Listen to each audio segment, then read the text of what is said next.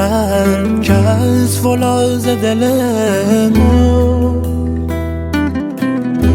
نمند یکی ای خدا دیگلمو نشنه صدام که از ما هرچی کنم بای یکی ندلستیم ولایی بوه تنگ مجاهلی بیرا خدای زمان سغم به دلمو نبی نشون نه درد جدایی نه گل زمودی. سلام خدمت بینندگان محترم، خیلی خوش آمدید به کانال ما. امیدوارم حال دلتون عالی باشه و با انرژی همراه این ویدیو باشید. امروز میخواهیم درباره یکی از کانال های یوتیوب یعنی پرنت شولیز صحبت کنیم. کانالی که این روزها اسمش زیاد شنیده می شود و خیلی ها نمی دانند پشت صحنه این خانواده دقیقاً چه می گذرد. قبل از اینکه وارد اصل ماجرا بشیم لطفاً در کانال دوم ما عضو شوید تا اگر روزی کانال اصلی دچار مشکل شد بتوانیم فعالیت ما را بدون توقف ادامه دهیم. زندگی روزمره، پشت پرده ها، ویدیوهای سبک متفاوت و آشپزی را منتشر می کنید. افرادی که در این ویدیو حضور دارند در روستای دودراز زندگی می کنند. روستایی نزدیک به شهر لردگان. این منطقه محل زندگی طایفه حسینپور بوده و هست و بسیاری از آنها بعدها به شهر لردگان مهاجرت کردند. اما هنوز بخشی از خانواده ها در همان روستا ماندند و زندگی سنتیشان را ادامه می دهند. در همین روستا فریبا دختر علی سال هاست که عاشق حسن است و قصد ازدواج با او را دارد.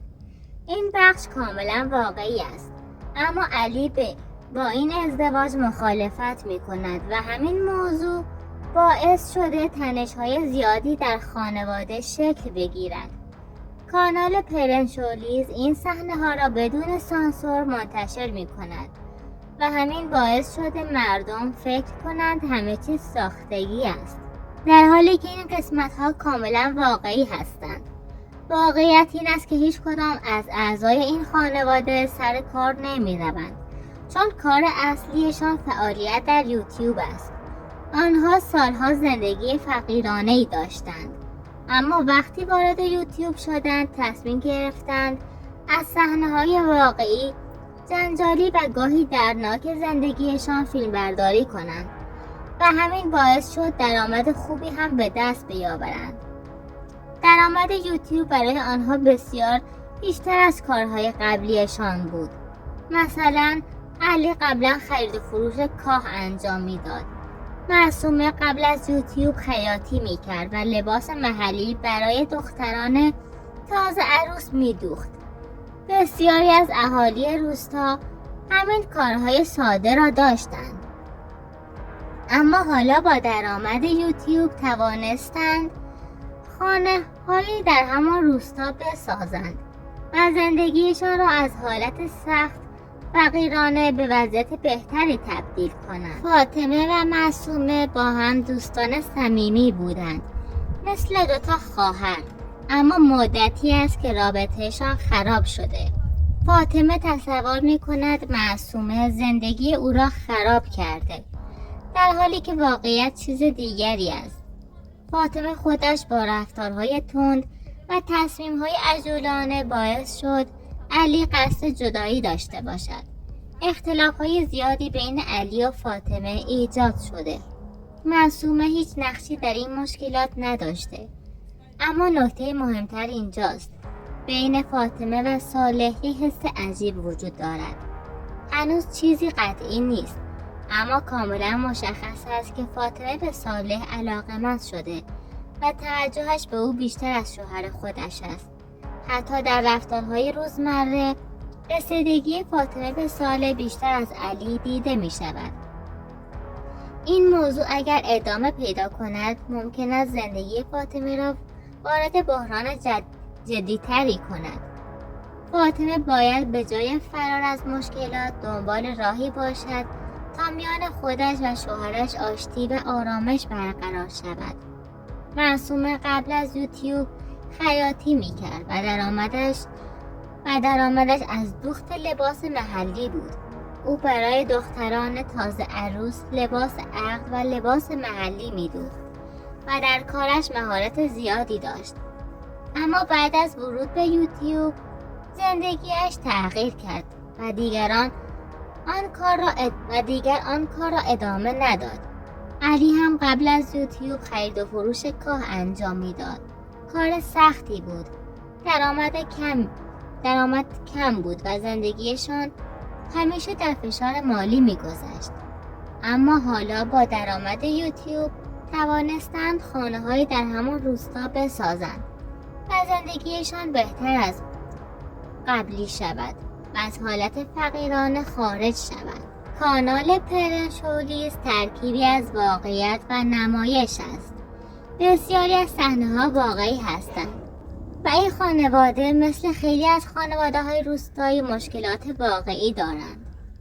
عشق، اختلاف، حسادت، فقر، مهاجرت، تلاش و گاهی اشتباهات بزرگ.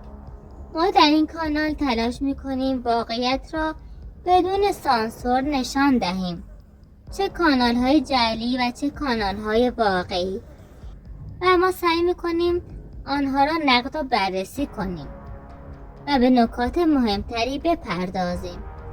اگر عضو کانال نشده اید حتما حمایت کنید تا بتوانیم این مسیر را ادامه دهیم و واقعیت برای شما روشن شود. این افراد در این ویدیو حضور دارند. در روستای دودارا هم زندگی می کنند. روستایی نزدیک به شهر لردگان. این منطقه محل زندگی طایفه حسینپور است. همانطور که گفتم بیشتر آنها طایفه حسینپور هستند و بیشتر آنها هم به شهر لردگان مهاجرت کردند. اما هنوز بخشی از خانواده ها در همان روستا مانده‌اند و زندگیشان را ادامه می دهند. کانال پرنشولیز این صحنه ها را بدون سانسور منتشر می کند و همین باعث شده مردم فکر کنند همه چیز ساختگی است، در حالی که این قسمت ها کاملا واقعی هستند. واقعیت این است که هیچ کدام از اعضای این خانواده سر کار نمی روند. ولی چون کار اصلیشان فعالیت در یوتیوب است، آنها سالها زندگی فقیرانه‌ای داشتند و همان ویدیوها را در یوتیوب به نمایش می‌ذارند و تصمیم گرفتند صحنه‌های واقعی، جنجالی و گاهی دردناک زندگیشان را فیلمبرداری کنند و همین باعث شد درآمد خوبی هم به دست بیاورند. درآمد یوتیوب برای آنها بسیار بیشتر از کارهای قبلیشان است. مثلا علی قبلا خرید و فروش کاه انجام میداد و همانطور که گفتم معصومه هم خیاطی میکرد، ولی درآمد آنها ناچیز بود. حتی چندین بار دستش معصومه زخمی شد. اهالی روستا هم کاملا میدانند که این فیلم ها بر اساس واقعیت ساخته می شود و همین باعث شده مردم به این کانال اعتماد کنند. فاطمه و معصومه هم دوستان صمیمی بودند، ولی خب فعلا اختلافاتی بین آنها شکل گرفته و فاطمه و صالح بینشان یک حس عاشقانه وجود دارد و حتی برخی مواقع با هم در مورد زندگیشان صحبت می کنند و کم کم فاطمه عاشق صالح شده. شاید صالح خودش متوجه نشده باشد، ولی صالح هم خودش حسهای عجیبی نسبت به فاطمه دارد و مشخص نیست که اینقدر بازگو شود. خود علی در نوجوانی شکارچی ماهری بود. همیشه به شکار پرندگان و ماهیگیری میرفت. آن زمان درآمدی نداشت، اما با شکار برای خانواده غذا فراهم میکرد. در همان دوران به دلیل فقر و نبود امکانات نتوانست ادامه تحصیل بدهد و مجبور شد در دوران ابتدایی ترک تحصیل کند تا خرج زندگی خانواده را تأمین کند. البته اگر او درسش را می‌خواند می‌توانست شغل بهتری داشته باشد، ولی خب در یوتیوب درآمد خوبی کسب می‌کند و فرقی با سایر شغل‌ها ندارد. چندین بار هم گرگ به گله علی حمله کرد و خسارت زیادی به خانواده وارد کرد. همین باعث شد پدر علی او را سرزنش کند و بگوید چرا نتوانستی مراقب گوسفندان باشی. حتی چندین بار دعواهای بزرگتری با پدر خود داشته و باعث اختلافات زیادی بین علی و پدرش شد. ولی مادرشان همیشه آنها را نصیحت میکرد و سعی میکرد پدر و علی هر دو با هم رابطه خوبی را داشته باشند. علی ناامید شد و چند روز به خانه عمویش رفت و با پدرش قهر کرد، اما در نهایت مادر علی آنها را آشتی داد. این سختی ها باعث شد علی از نوجوانی مسئولیت پذیر شود و بعدها وقتی وارد یوتیوب شد همه چیز را تغییر دهد. او از فقر به درآمد یوتیوب رسید و توانست خانه‌ای در همان روستا بسازد و زندگیش را از همان صفر به مرحله بهتری برساند. کانال پرنس شولیز ترکیبی از واقعیت و نمایش است. بسیاری از صحنه‌ها واقعی‌اند، اما برای جذابیت بیشتر گاهی سناریوهایی هم طراحی می شود. این خانواده مثل خیلی از خانواده‌های روستایی مشکلات واقعی دارند. اختلافات، حسادت، عشق، مهاجرت، تلاش و گاهی اشتباهات بزرگ هم دارند. ما در این کانال تلاش می‌کنیم واقعیت را بدون سانسور نشان دهیم. چه کانال‌های جعلی و چه کانال‌های واقعی باید نقد و بررسی شوند. اگر عضو کانال نشده اید حتما حمایت کنید تا بتوانید این مسیر را ادامه دهید. در پایان مراقب خودتون باشید و تا ویدیوی بعدی خدا نگهدار.